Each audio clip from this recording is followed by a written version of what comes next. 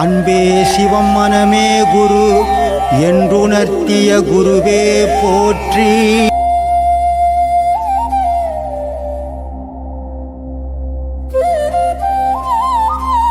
வந்துடும். அதனால தயவு செய்து பாடம் வாங்கினவங்க சிறப்பாக பாடம் பண்ணுறதுக்கு முயற்சி பண்ணுங்க.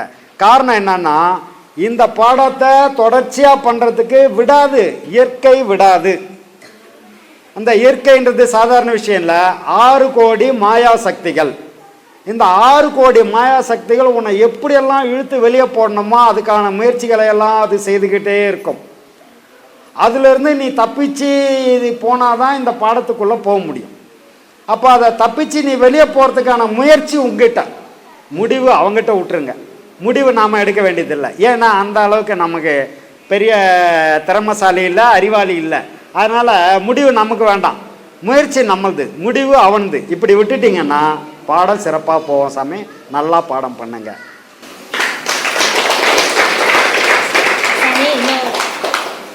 எல்லா சாமிங்களுக்கும் எல்லா ஆத்மாக்களுக்கும் இது ஒரு டெஸ்டிங், அவ்வளோதான்.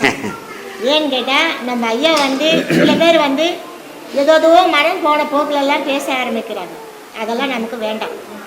அப்படி இருக்கும்போது ஒரு சின்னதாக ஒரு கதை, அவ்வளோதான். திருவண்ணாமலை மாவட்டத்தில் சாமி இது நமக்கு தெரிஞ்சுது. நீங்கள் எத்தனை பேர் இருக்கீங்களோன்னு திருவண்ணாமலை மாவட்டத்தில் எங்களுக்கு தெரியாது. ஆனால் குகன் சித்தரன்னு ஒருத்தர் இருந்தார். அவர் ஒரே ஒரு குகையில் மட்டும் அவர் வாழ்ந்திருந்தார். அப்படி இருக்கும்போது சிலர் என்ன பண்ணாங்க, இந்த ஆடு மேய்க்கிற பையன் 2 ஆடு பிடிச்சிட்டு மேய்ச்சிட்டு வந்தான். அதை ஒரு ஆடு குட்டி போத தரன்.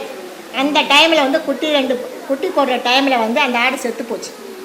அப்போது அந்த குகன் சித்தர்கிட்ட போயிட்டு அந்த பையன் அழுகுறான், என்கிட்ட அந்த 2 ஆட்டில் ஒரு ஆடு செத்து போச்சு சாமி, வீட்டுக்கு போனால் என்னை திட்டுவாங்க, அதனால் இந்த ஆடு எனக்கு வேணும் அப்படின்னு சொல்லி கேட்டுருந்தான். அந்த பையன் அழுகுறத பார்த்துட்டு அந்த சித்தர் என்ன பண்ணார், சரிப்பா நாளைக்கு சாயந்தரம் இதே டைமில் நீ அந்த ஆட்டை ஓட்டிக்கின்னு போகலாம் போ அப்படின்னு சொல்லிட்டான். அதே மாதிரி அந்த பையன் அழுதுகிட்டே வீட்டுக்கு போயிட்டான். மறுநாள் வந்தான். பார்க்கும்போது 2 ஆடு அந்த குட்டி போட்டு 2 குட்டி போட்டுருந்தது அந்த ஆடு. அதை 3 ஆடு ஆகி போச்சு. அந்த பையன் சந்தோஷமாக அந்த ஆட்டை ஓட்டிக்கிட்டு போனான். கீழே போனானே சைலண்ட்டாக போக வேண்டியதானே சாமி. அவன் என்ன பண்ணான், கீழே இருக்கிறவங்க போயிட்டு அத்தனை பேர்கிட்ட சொல்லிட்டான், அங்கே ஒரு சாமியார் இருக்கார், அவர் இந்த ஆட்டை உயிர்ப்பித்தார், நேற்று செத்து போச்சு, இன்றைக்கி உயிர்ப்பித்து 3 ஆடோட என்னை வீட்டுக்கு அனுப்புகிறாரு, அந்த சித்தரை போயிட்டு நீங்கள் பார்க்கணுன்னா பார்க்கலான்னு சொன்னான். அப்போது அங்கே இருக்கிறவங்க 4 பேர் டெஸ்ட் பண்ணாங்க. நம்மளை மாதிரின்னு சொல்ல மாட்டேன் சாமி, வேலைக்கு ஆகாதவங்க ஒரு 4 பேர் இருப்பாங்க ஊருக்குள்ளே. அந்த மாதிரி ஆட்கள் அந்த சித்தரை டெஸ்ட் பண்ணுறதுக்கு வராங்க சாமி. வந்துட்டு இன்றைக்கி ஒரு பையனை நம்ம சாவு படைகளை போட்டுட்டு அந்த பையனை அங்கே கூட்டிக்கிட்டு போகலாம், இவரை உயிர்ப்பிக்கிற வரான்னு பார்க்கலாம் அப்படின்னு சொல்லிட்டு டெஸ்ட் பண்ண வராங்க சாமி. அதே மாதிரி ஒரு 4 பேர் ஒரு படுக்கை போட்டுட்டு தூக்கிட்டு அந்த சாமியார்கிட்ட வராங்க, அந்த சித்தர்கிட்ட வந்துட்டு அந்த பையன் நல்லா உயிரோடு தான் இருக்கான் அப்படின்னு இவங்களுக்கு தெரியும். ஆனால் டெஸ்ட் பண்ண தான் வராங்கன்னு சொல்லிட்டு அவருக்கு தெரியும். அப்படின்ற போது அவங்க என்ன பண்ணுறாங்க, கொண்டு போட்டாங்க, நீ தான் ஆட்டையே உயிர்ப்பிப்பேன், அந்த மாதிரி இந்த பையனை உயிர்ப்பி பார்க்கலாம் அப்படின்னு சொல்கிறாங்க. அப்போது அந்த பார்த்துட்டு அவன் செத்தவன் தான். என்னாச்சு, அவருக்கு தெரிஞ்சு போச்சு நம்மளே டெஸ்ட் பண்ணுறதுக்கு தான் வராங்க இவங்க அப்படின்றது அவருக்கு தெரிஞ்சு போச்சு. அதனால் அவன் செத்தவன் தான்ப்பா, இனிமேல் அவனை ஒன்றும் பண்ண முடியாது, நீங்கள் எடுத்துகிட்டு போகலான்னு சொல்லிட்டார். அப்போ இவங்கெல்லாம் ஒரு சாமியாரா, இவரெல்லாம் ஒரு சித்தரா அப்படின்ட்டு அவங்க எழுப்புறாங்க. அந்த பையனை எழுப்ப முடியல. பார்த்தா போனவன் தான். அப்போ என்ன தெரியுது, அவர் சபிச்சிட்டார். இப்படி ஒரு நாட்டில் இப்படி ஒரு மக்கள் இருக்காங்களா? நல்லவங்களும் பாதி பேர் இருக்காங்க, கெட்டவங்களும் பாதி பேர் இருக்காங்க சாமி. அதனால் ஒவ்வொரு சித்தர்களையும் ஒவ்வொரு சீடர்களையும் ஒவ்வொரு ஆசிரமத்தையும் நீங்கள் இந்த எங்கே போனால் அந்த பாதையை நமக்கு கிடைக்குன்றது உங்கள் ஆன்மாக்குள்ளே இருக்கக்கூடாது. அப்படி ஒரு பாதையை தான் நம்ம ஐயா நமக்கு காட்டிட்டு போயிருக்காரு. ஒரு நல்லதாக சொன்னாங்க கதை. ஆனால் நல்லது கெட்டது இங்கே 2மே இருக்குது தானே. நல்லவங்க இருந்தால் கெட்டவங்களும் இருக்கணும் தானே. இருந்தால் தாம்மா வாழ்க்கை போவோம். வீட்டில் எல்லாரும் நல்லவங்களாவே ஒரு குடும்பத்தை எடுத்துக்கம்மா. அப்பா சொன்னால் புள்ள கேட்க மாட்டான், புள்ள சொன்னால் அம்மா கேட்க மாட்டாங்க, பேரன் பேத்தி கேட்காது, இப்படி தான் பண்ணுவேன்னோ. இப்படி வீட்டுக்குள்ளேயே ஒன்றுத்துக்கு ஒன்று முரண்பாடுகள் இருக்க தான் செய்யும். அந்த முரண்பாடுகள் இருந்தால் தான் அது குடும்பம். யார் எது சொன்னாலும் கேட்டுக்கினா அது குடும்பம் கிடையாது. அது சுவாரஸ்யமான குடும்பமாக இருக்குமா? இருக்காதுமா. நீங்கள் அப்படி இருந்தால் பாருங்கள், அந்த குடும்பம் அவ்வளோ சுவாரஸ்யமாக இருக்காது. ஒருத்தருக்கு ஒருத்தர் அந்த எதிர்ப்பை காமிக்கணும், அதுதான் நல்ல குடும்பம். குழந்தைங்க இதை எடுத்து உடைக்கிறான், அதை எடுத்து உடைக்கிறான், பிள்ளையா இது இப்படி என்ன குழந்தைன்னா அப்படி தான் இருக்கணும். பொருளுங்களை இழுக்கணும், போடணும், உடைக்கணும், அப்போ தான் அது குழந்தை. உட்கார வச்சா உக்காந்த மாதிரி இருந்தேன்னா அது பொம்மை. அதை சூட் கேஸில் தான் வைக்கணும் இல்லையா? ஷோ கேஸில் வைக்கணும். அதை ஏதோ குழந்தைன்னு சொன்னால் யாரோ ஒத்துப்பாங்களா? ஷோ கேஸில் வைக்கக்கூடிய பொம்மை தான் அப்படியே இருக்கும். அப்போது நல்லது கெட்டது ரெண்டுமே இருந்தால் தாம்மா வாழ்க்கை இனிமையாக போகும். அப்போது ஒரு ஆசிரமம்னு இருந்தால் இவ்வளோ பேர் இருக்காங்கன்னா இங்கே 4 பேர் அப்படி இருப்பாங்க, இருக்க தான் செய்வாங்கம்மா. இதையெல்லாம் சரி பண்ணிக்கிட்டு போகிறது தான் வழிநடத்தல் தான் அது சிறப்பாக இருக்கும். இங்கே வர அத்தனை பேரும் மகான்களும் ஞானிகளும் தான் வராங்கன்னா அப்போ புரோஜனம். இங்கே ஒரு குருவே தேவையில்லை. இங்கே எதுக்கு ஒரு ஆள் உட்காந்து இதெல்லாம் சொல்லிகிட்டு இருக்கணும்? அவசியம் இல்லையே. எல்லாருக்கும் தெரியுதில்ல, எல்லாருமே ஞானிகளாச்சே. அப்போ இங்கே ஒரு குருவே தேவையில்லையாம்மா. அப்போ என்னன்னா ஏற்றத்தாழ்வுகள் நல்லது கெட்டது இருக்க தான் செய்யும். அது வீடாக இருந்தாலும் நாடாக இருந்தாலும் ஆசிரமமாக இருந்தாலும் எல்லா இடத்துலையும் அது இருக்கும். அது இயல்பு. அது இருந்தால் தான் அது சரியாக நடைபெறும், இல்லைன்னா அது சரியாக போவாதுமா. அதனால் இருக்கிறது நல்ல விஷயம், சந்தோஷப்படுங்க. இப்படியே 4 பேர் இருக்கணும். ஊருக்கு 4 பேர் அப்படி இருந்தால் தான் அங்கே ஒரு கலகத்தை உண்டு பண்ணும்போது தான் ஒரு விவகாரம் அங்கே நடக்கும். இந்த காவா தண்ணி இங்கே விட்றான், ஒரு கலகம் அங்கே பிறந்து அவனுக்கும் இவனுக்கும் சண்டை ஆச்சுன்னா தான் அதை பஞ்சாயத்தில் பார்ப்பான். எப்பா ஒரு காவா ஒன்று கட்டுப்பா, இங்கே ஒரே தொந்தரவுப்பா, பிரச்சனை வருதுப்பான்னு அவன் சேங்ஷன் பண்ணி ஒரு காவா கட்டுவான், ஒரு நல்லது நடக்கும். அப்போ ஒரு சிக்கல் இருக்கணும், ஒரு குழப்பம் நடக்கணும், அப்போ தான் சரியாக இருக்கும். எதுவுமே நடக்கலைன்னா சுவாரஸ்யம் இருக்காதுமா. எப்பவும் போல இருக்கக்கூடாது, ஒரு மாற்றங்கள் வந்துக்கிட்டோம் போய்கிட்டோம் இருக்கணும், அதுதான் நல்லா இருக்கும். சரியா? அதனால சந்தோஷப்படுங்க.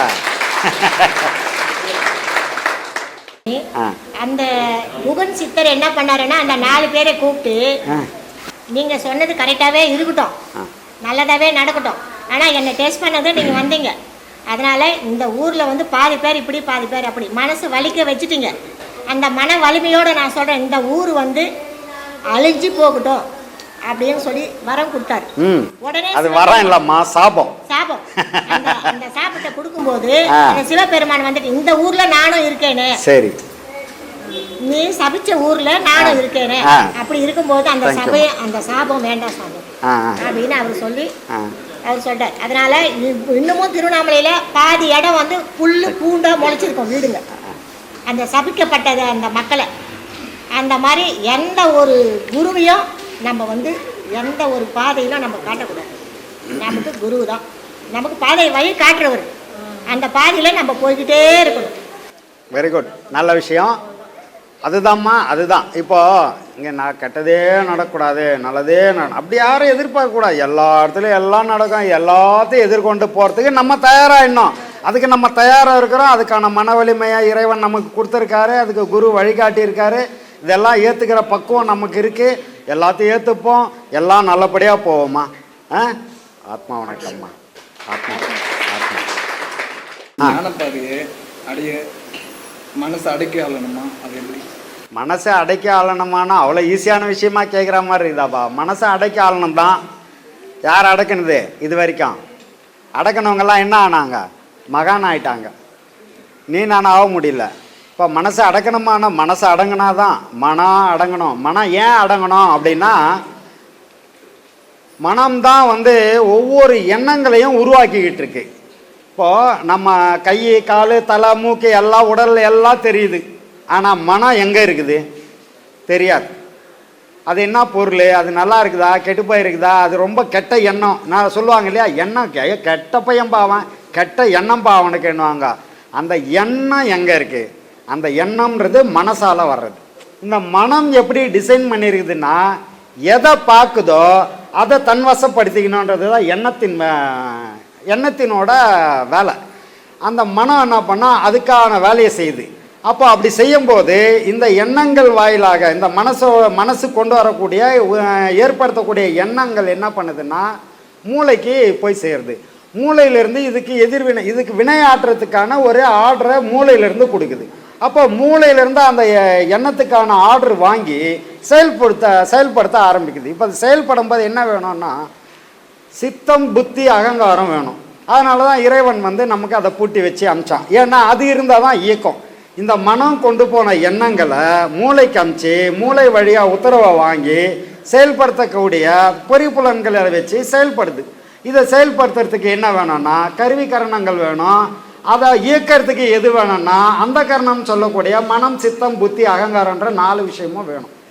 இந்த 4 விஷயங்களை இறைவன் வச்சதால பொறிப்புலன்கள் அந்த உத்தரவு வாங்கினதுக்கு அப்புறம் செயல்பட ஆரம்பிக்குது. இதில் பிரதானமாக செயல்படுறது எதுன்னா அகங்காரம் தான்.